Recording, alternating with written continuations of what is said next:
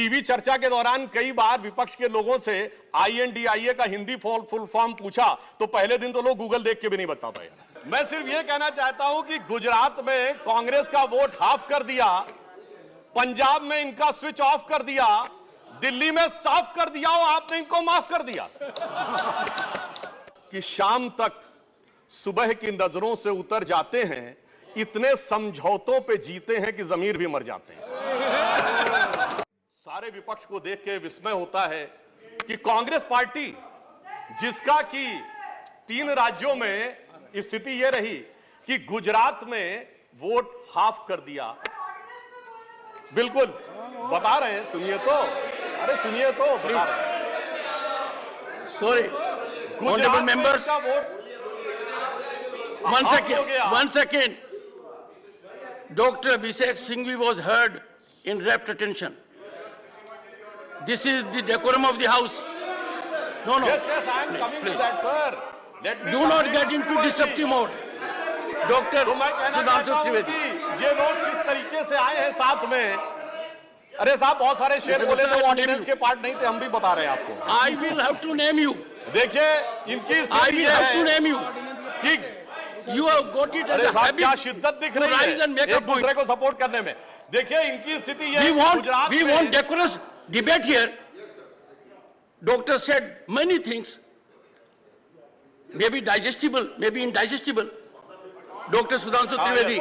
मैं सिर्फ ये कहना चाहता हूं कि गुजरात में कांग्रेस का वोट हाफ कर दिया, पंजाब में इनका स्विच ऑफ कर दिया, दिल्ली में साफ कर दिया और आपने इनको माफ कर दिया।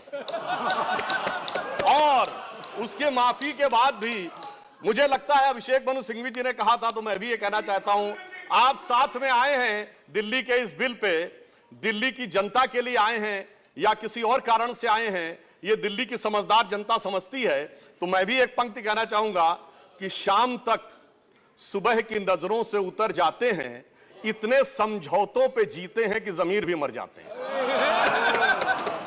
अब यह एक संवैधानिक विषय है, संवैधानिक विषय है कि यह जिस प्रकार से संविधान में लागू होना चाहिए, परंतु उसके साथ राजनीतिक टीका टिप्पणी की जा रही है, तो एक सैद्धांतिक विषय भी आता है। तो मैं संवैधानिक और सैद्धांतिक दोनों विषयों का जवाब दूंगा। I will reply both the constitutional and conceptual aspect.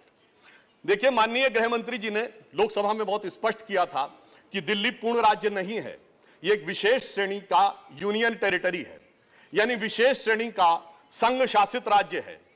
वैसे मुझे लगता है संघ शब्द आते ही बेचैनी ज्यादा हो सकती है दूसरी तरफ, और संघ शासित से बेचैनी और हो सकती है, इसलिए मैं यूनियन टेरिटरी वर्ड प्रयोग करूंगा। It is a special category of union territory. और वैसे भी आजकल अंग्रेजी के प्रति मोह बहुत ज्यादा है, क्योंकि अपने गठबंधनों का भी नाम अंग्रेजी में ही ज्यादा रखा जा रहा है। संविधान में जो भाग 8 में उल्लिखित, वैसे तो जब मैंने टीवी चर्चा के दौरान कई बार विपक्ष के लोगों से INDIA का हिंदी फुल फॉर्म पूछा तो पहले दिन तो लोग गूगल देख के भी नहीं बता पाए। खैर, अब मैं कहना चाहता हूं कि संविधान के भाग 8 में उल्लिखित प्रावधानों के अनुसार, अरे सुनिए बात, देखिए संविधान के भाग 8 में उल्लिखित प्रावधानों के अनुसार अनुच्छेद 239 से 242 तक संविधान में इस विषय का पूर्ण वर्णन है।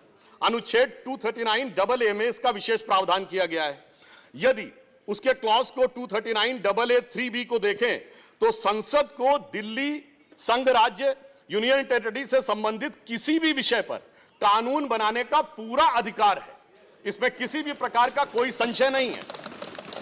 सर्वोच्च न्यायालय के जिस निर्णय का बार बार उल्लेख किया जाता है और हमारे विरोधी उसको अपने हिसाब से प्रयोग करते हैं, उसमें भी बहुत साफ देख लें कि 105 पेज के उस निर्णय में कहीं पर भी सर्वोच्च न्यायालय ने संसद के द्वारा दिल्ली के बारे में कानून बनाए जाने के विषय के ऊपर किसी प्रकार की कोई टिप्पणी नहीं की है। इसके बाद भी न्यायालय के आदेश में पैरा 161 और 162 को कई बार उल्लेख किया जाता है, परंतु यदि पूरे संदर्भ में देखें तो पैरा 86, 95 और पैरा 164F को पढ़ें तो वहां पर संसद के द्वारा दिल्ली के संदर्भ में किसी भी विषय के ऊपर कानून बनाने की शक्तियों का विधिवत अनुमोदन है, कहीं पर निगेशन नहीं है। और स्पष्टता के साथ इसकी आवश्यकता क्यों थी? ताकि शासकीय आदेश को एक विधायी शक्ति भी मिल सके।